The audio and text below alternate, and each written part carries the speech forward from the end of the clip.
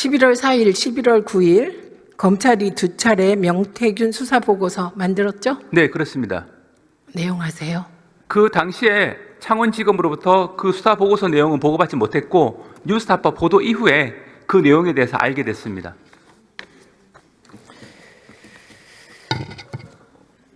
근데 왜 김건희 소환 안 합니까? 그 부분은 현재 창원지검에서 포렌식 분석 중에 있기 때문에 끝난 다음에 필요하다고 판단하면 여러 가지 소환 조사라든지 안 그렇지 않으면 다른 수사 방법 등이 필요하다고 하면 판단할 것으로 생각하고 있습니다. 언제까지 판단만 하고 있을 건데요? 네, 지금 물적 증거 분석이 계속 진행 중에 있습니다. 그럼 그 수사 내용 알고 계신 거죠? 그 보고서 내용? 보고서 내용은 뉴스타파 보도 이후에 내용을 봐서 알고 있습니다. 명태균과 윤석열, 김건희 부부의 통화 녹음 파일이 존재한다는 거예요. 존재합니까? 네, 그 부분은 현재 수사 보고서 내용에 있는 그 외에 다른 객관적인 증거가 있는지는 현재 확인 중에 있습니다. 언제까지 확인하냐고요? 지금 이제 이른바 황금폰이라고 하는 부분에 대해서 포렌식 분석 중에 있는데 그 부분이 내용이 방대할 뿐만 아니라 피고인 측 변호인이 참여하기 때문에 시간이 좀 걸리고 있는 상황입니다. 지난번에도 그렇게 답변하셨잖아요. 계속 진행 중에 있고 질문에서. 그 부분은 명태균 피고인 변호인이 가장 잘 아실 겁니다. 네, 명태균 변호인은 조사했습니까? 이와 관련하여 조사했습니까? 아니, 변호인을 조사할 이유는 없죠. 이런 참고인으로라도 부르거나 등등 하셨습니까? 이거 다 떠나서 김건희를 부르시면 됩니다. 그 부분은 수사팀에서 그 필요성 여부를 판단할 것으로 생각하고 있습니다. 그래서 명태균 측이 계엄 직전에 김건희한테 녹음 파일 존재를 알렸다는 겁니다. 그래서 다급해진 윤석열이 비상계엄을 하필 12월 3일에 했다는 거예요. 이거 다 검찰 탓 아닙니까? 제대로 수사를 하고 김건희도 소환하고 그랬으면 하필 12월 3일 날 비상계엄 안 일어날 수도 있다는 얘기잖아요.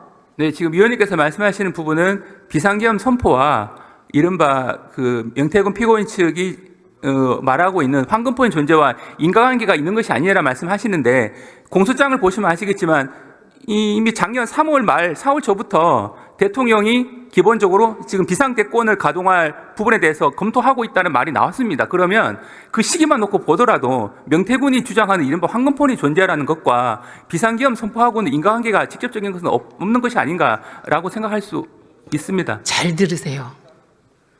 제가 황금폰 때문에 비상계엄 했다고 말하지 않고 12월 3일 날 한 것이 황금폰 때문 아니냐라고 물었어요. 여기 와서 그러시면 안 되죠. 잘 들으세요.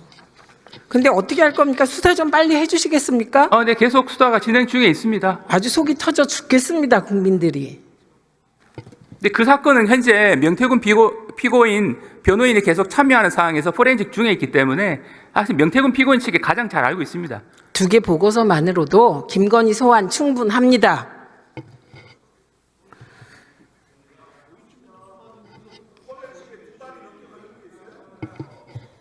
노상원 수첩 보도 보셨죠?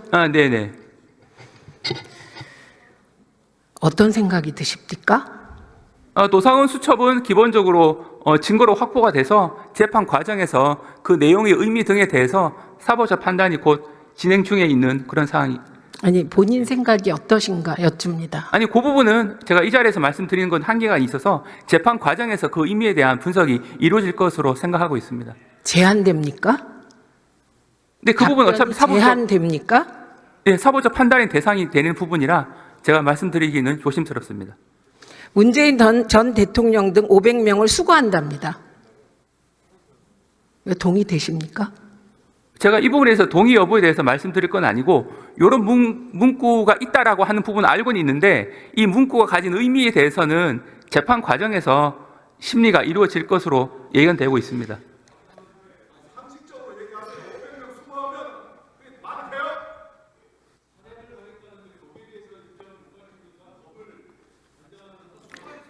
수용시설을 폭파하고 화학약품 등으로 살해한답니다. 북한 공격으로 폭파된 것처럼 꾸밀라고 했답니다. 이게 말이 됩니까? 기본적으로 위원님께서 보여주신 문건에 대해서 동의할 수 있는 국민은 없을 것으로 알고 있는데 이 문구가 가진 의미에 대해서는 좀 심리가 이루어질 필요가 있다고 생각하고 있습니다. 그리고 좀 아까 답변 보니까 지난번에 대정부 질문 답변 중에 뭐라고 하셨냐면 비상계엄을 할 건가 말 건가는 대통령이 최종 판단을 한다. 이렇게 답변하셨죠.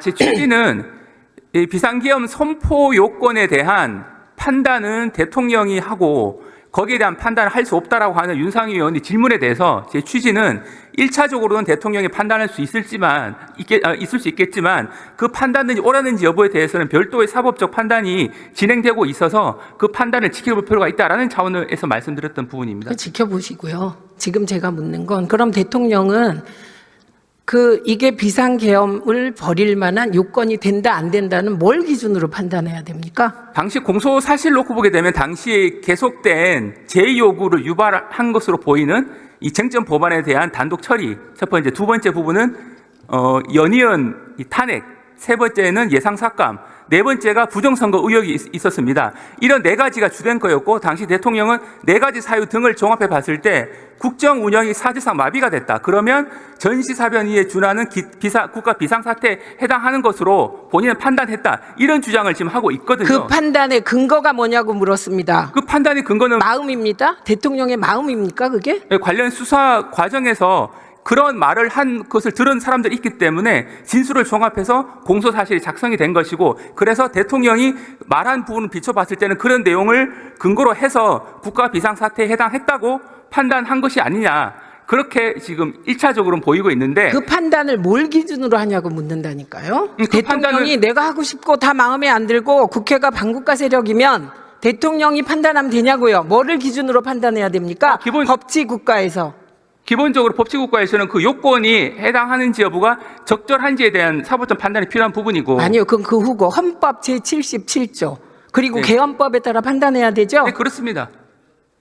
거기에 해당이 안 된다고 본다는 얘기를 이 의원이 하고 있습니다.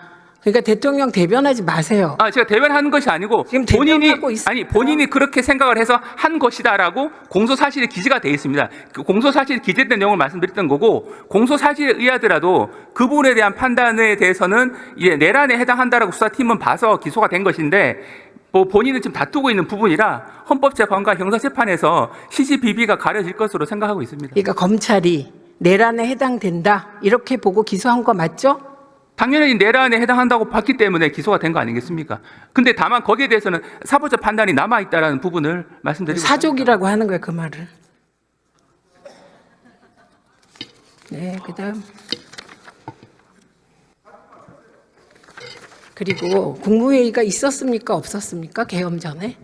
제가 참여하진 않아서 거기에 대해서 아는 건 한계는 있는데 기본적으로 당시 그 회의의 실체에 대해서는 국무회의냐 안 그러면 말리기 위한 그 모임이었냐라는 부분을 놓고 여러 가지 이견이 있는 것으로 알고 있습니다. 그래서 아마 그 헌법재판 과정에서도 그 실체를 둘러싸가지고는 아마 곧 헌법재판소에서 그 부분에 대한 판단이 있을 것으로 생각하고 있습니다. 한덕수 전 대행은 국무회의였다고 했습니까? 아니라고 했습니까? 한덕수 총리 입장은 정상적인 국무회의는 아니었고 네. 말리기 위한 자리였다라는 입장이고 대통령은 국무회의다라고 해서 이제 관련되는 분들 사이에서 그 평가에 대한 판단에 차이가 있는 사항입니다.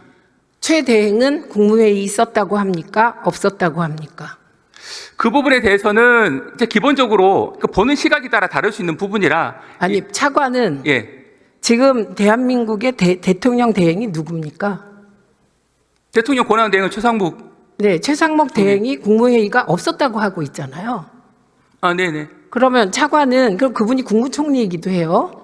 네, 그러면 국무총리 지휘 안 받습니까? 근데 그 부분은 이 사건과 관련된 이 평가의 부분에 있어서는 그 권한 대행의 평가에 대해서 모든 사람들이 그 평가가 다 똑같은 생각이다라고 100% 단정을 못하는 부분이라. 윤석열 내각에서 국무회의 있었다고 하는 사람 이름 얘기해 보세요.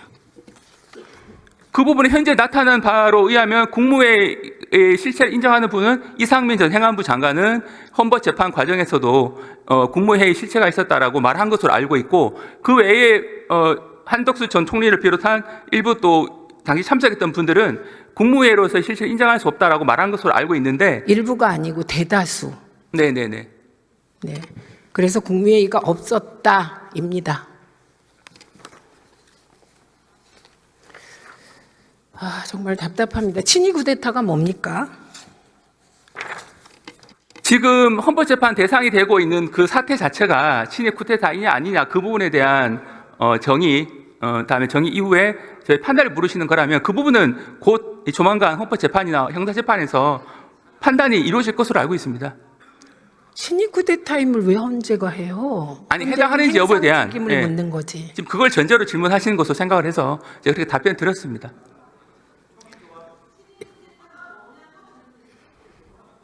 답변에 똑바로 질문하세요. 아니, 그 질문의 취지가 저는 그런 것을 이해를 했는데 제 취지가 예. 아니고 친일 쿠데타가 뭡니까? 아니, 친일 쿠데타라고 하게 되면 결과적으로 권력을 가진 분들의 중심이 돼서 그 주위에 있는 그 세력들이 일으킨 일종의 그 반동이라고 할까요? 뭐 그런 유의 행동이라고 볼 수 무력을 있는. 동원하는 거예요. 근데 12월 3일 친일 쿠데타 맞네요. 윤석열이 대통령이었잖아요. 그거는 이제 평가의 문제니까요. 평가 제가 아니에요. 규정, 개념 규정의 문제예요. 말 그렇게 베베 꽂지 마세요. 근데 대개 친일 쿠데타는 성공합니다. 이번에 실패했죠. 뭐 실패 여부를 말씀드릴 수 있는 건 아니고 지금부터 검찰의 공소장에 의하면 그 내란죄에 대해서는 뭐 성립한 것을 전제로 기소를 했기 때문에. 잠깐만요. 네네. 성공했는데 윤석열이 감옥 가 있습니까? 아니, 성공 여부를 따지는 것은 아니고 실패한 겁니다. 아니, 형사재판에서는 이제 기소가 됐냐 미수냐 이거가 중요한데. 기소됐잖아요. 예, 기소에 이르렀다고 판단해서 기소가 된 것이죠. 그러니까 친일 쿠데타는 실패한 거죠. 예, 그 부분은 뭐 평가의 부분이라 제가 뭐 한계는 있습니다. 성공했으면 우리 다 죽었겠죠. 아니, 성공과 실패라고 하는 것 자체가 약간 주관적인 그 판단이 개입된 부분이라. 그럼 그 10월 부분은, 유신은 예. 성공했습니까? 실패했습니까? 네? 10월 유신.